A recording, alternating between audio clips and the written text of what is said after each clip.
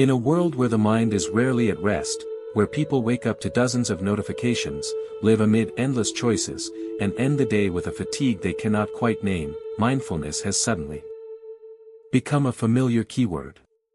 In the United States, mindfulness appears in therapy rooms, in schools, in leadership training programs, and even on phone apps that promise peace after just a few minutes a day. Yet behind this popularity lies a question that is rarely asked with real seriousness. What does mindfulness truly mean in Buddhism? And does what we are practicing today still retain its original depth? In Buddhism, mindfulness is not a technique for relaxation, nor a tool to become more productive or temporarily reduce stress. Mindfulness is a way of living. It is a way of looking directly at reality. It is the ability to remain fully present with this moment, without running away, without embellishing, without judging. It does not promise to make life easier. But it helps us see clearly the nature of what is happening, both within and around us. For many Americans, life is built on action, achievement, and control. We are taught that a person's value lies in how much they can do, how far they can go, and what they can conquer. In that current, the mind rarely pauses. It is always leaning toward the future or trapped in the past. Mindfulness, in the Buddhist sense, does not try to fix that mind immediately. It simply invites us to recognize how we are living, what we are thinking, what we are feeling, right in this moment. The depth of Buddhist mindfulness lies in the fact that it does not separate itself from suffering. On the contrary, it goes straight into suffering with a gentle awareness that does not compromise. When a difficult emotion arises, mindfulness does not tell us to be more positive, nor does it advise us to suppress or analyze it. Mindfulness simply says, see clearly. And in that clear seeing, a new door begins to open.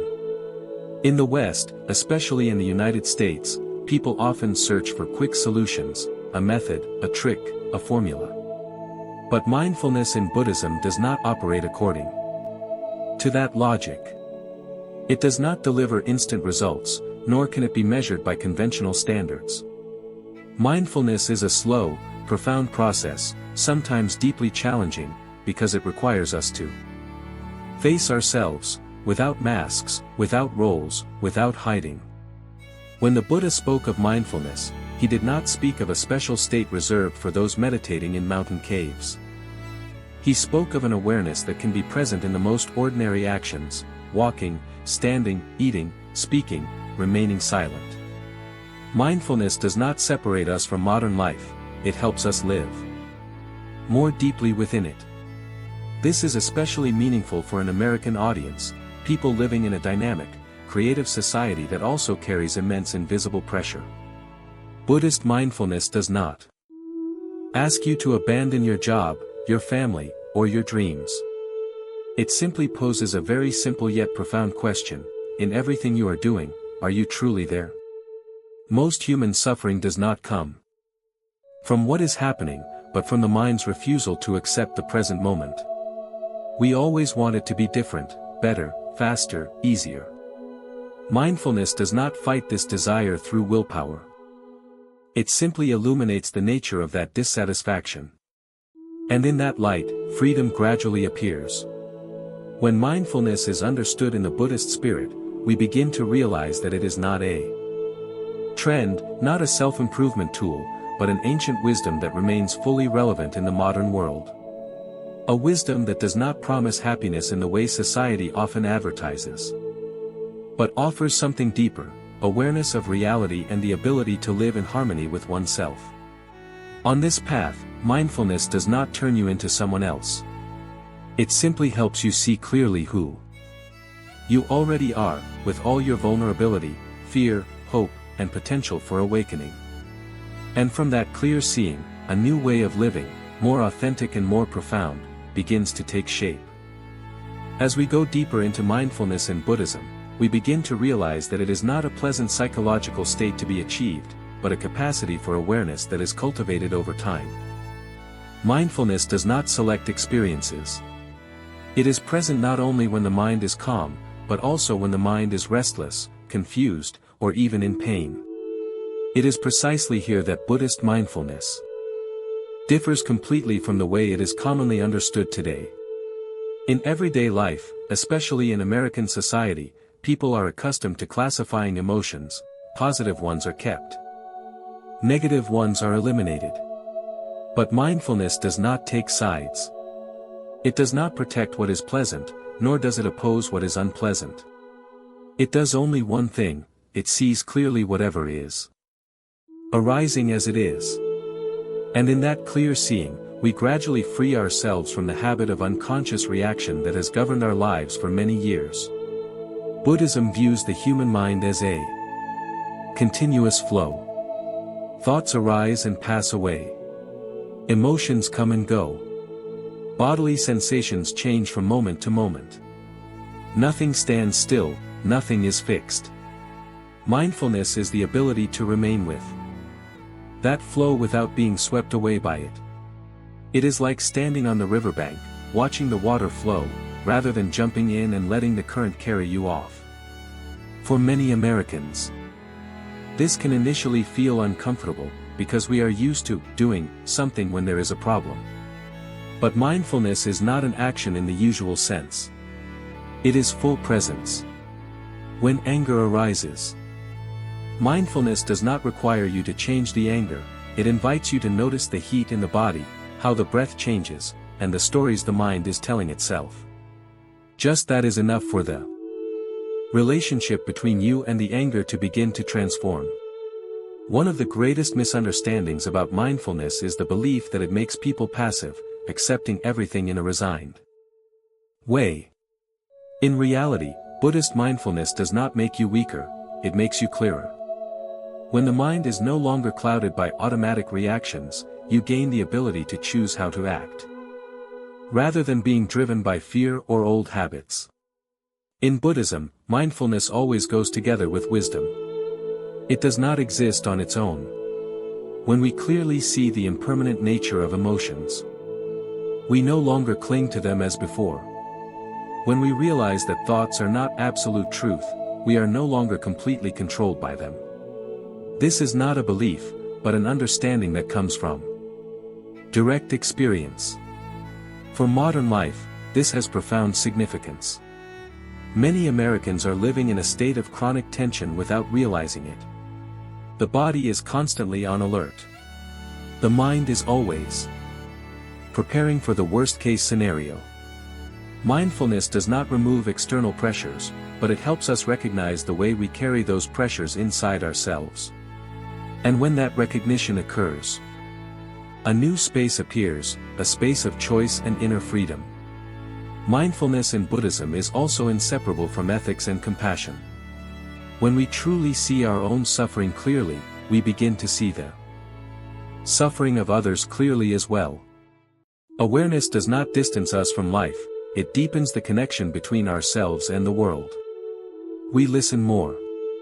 We react more slowly.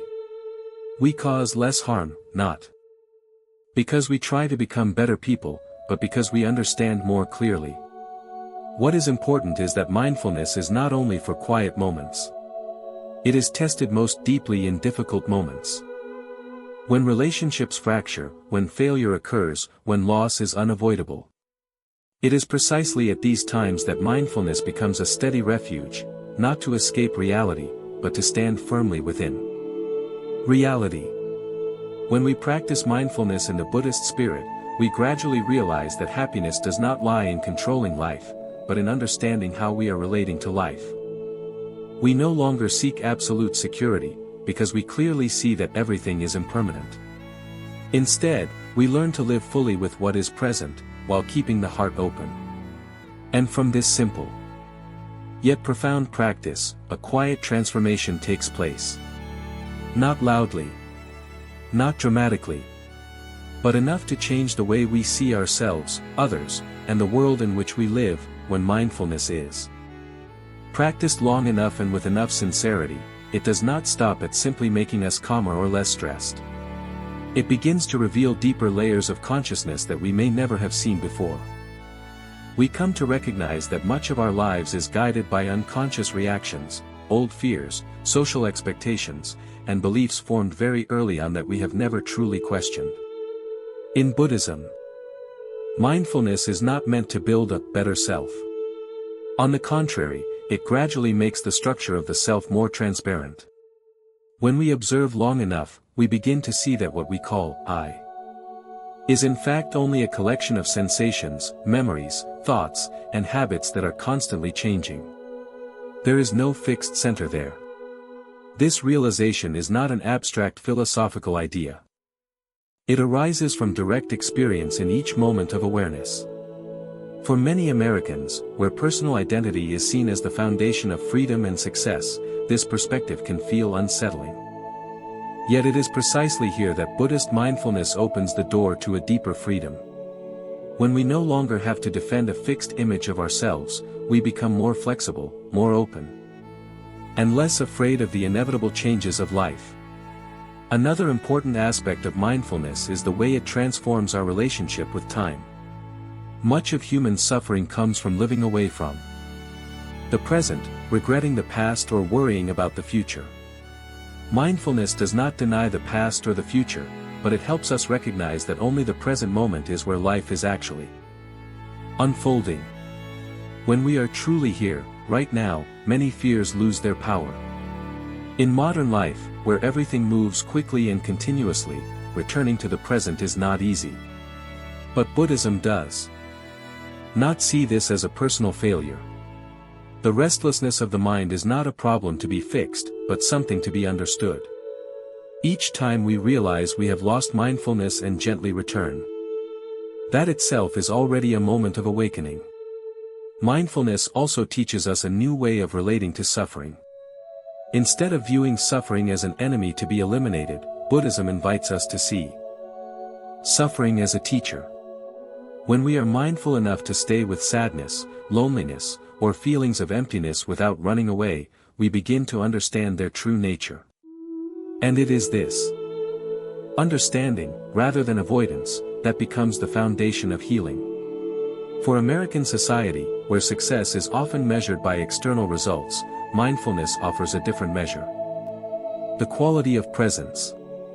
Not how much you achieve, but whether you are truly living in what you are doing. Not how much control you have over life, but whether you can stay with life, even when it does not unfold as you wish. As mindfulness deepens, it naturally leads to compassion.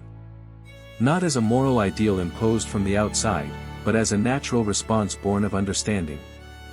When we clearly see that we too are fragile, fearful, and searching for happiness like everyone else, the boundary between self and other begins to soften. We judge less easily. We listen more. We understand that every person is carrying a story that has not yet been told.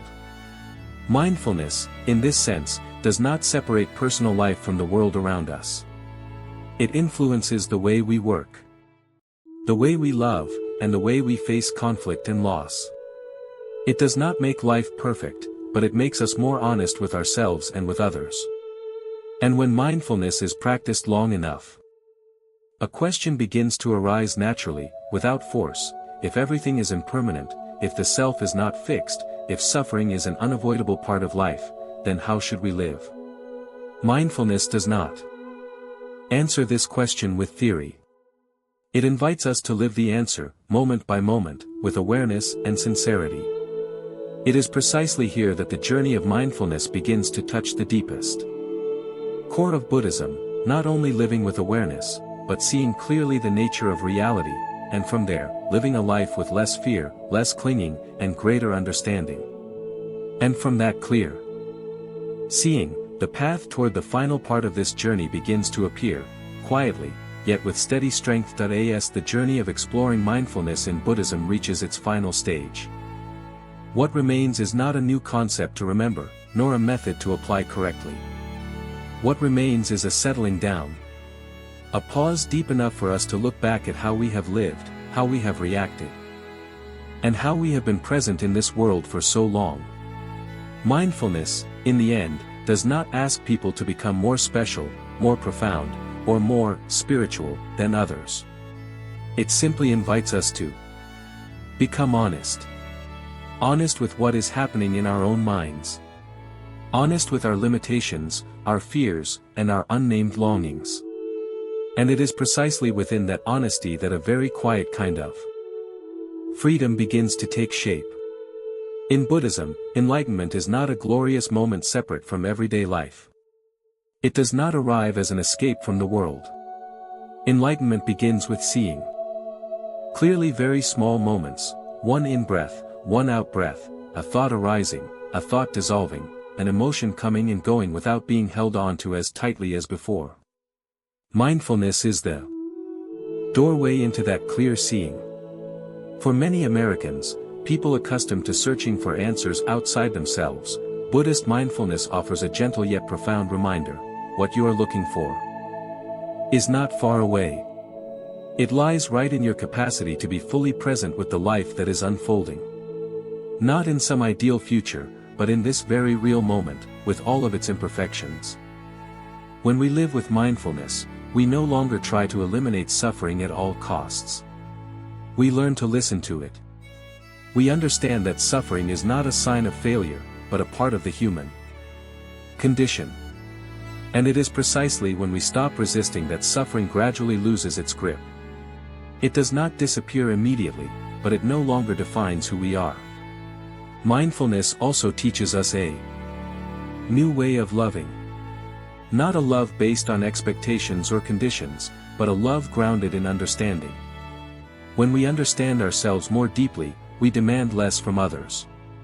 When we clearly see our own fragility, we find it easier to have compassion for the mistakes of others.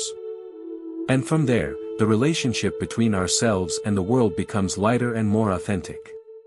Strangely enough, mindfulness does not make life quiet in a superficial sense. Life continues with its surprises, losses, and inevitable changes. But inwardly, a new foundation is formed, a foundation of awareness. From that foundation, we can remain steady even as everything around us changes. Buddhism does not promise that mindfulness will solve all human problems. But it offers something deeper. The ability not to lose ourselves in the midst of those problems. When the mind is no longer swept away by unconscious reactions, we can respond to life with clarity and compassion. And perhaps the deepest meaning of mindfulness in Buddhism lies here: it does not separate awareness from everyday life. No special moments are required, no ideal conditions. Mindfulness is present in every step, every word, every silence. It is present when we fail as well as when we succeed. As this talk comes to a close, there is no final conclusion that needs to be drawn. Because mindfulness is not an idea to be finished, but a path to continue walking. Each moment of awareness is a new beginning. Each return to the present is a choice to live more deeply, more truthfully, and more freely. And if there is only one thing to carry forward after this journey, it is not a definition, but a very simple practice: be present. Be present with your breath. Be present with what is happening. Be present with life, even when it does not unfold the way you wish. In that presence, mindfulness is no longer a concept of Buddhism, but becomes a way of living. A way of living that is aware, quiet, and full of compassion, right here in this very world. That if the reflections you've just heard touched you at any moment, even if only as a very gentle pause, take a little time to share in the comments. There is no need for perfect answers. Simply express what you are feeling, or a small thought that mindfulness has stirred in you today. Sometimes, giving words to our experience is itself a form of awareness. When you leave a comment, you are not only sharing with me, but also connecting with others who are quietly walking the same path of inner exploration. Each sharing can become a mirror, helping someone realize that they are not alone in these deeply human concerns. And if you feel that this content offers you a quiet space to return to yourself, consider subscribing to the channel. Not to follow more, but to remind yourself to pause more often. Each video here is created as a gentle invitation, inviting you to return to Awareness in the midst of a world that is always urging us to move faster. Subscribing to the channel is not only an act of support, but a quiet commitment to yourself, that you are willing to make. Time for understanding, for depth, and for a way of living that is slower, yet clearer. Thank you for being fully present until the very end. Your presence, whether in silence or through a single line in the comments, is a meaningful part of this journey.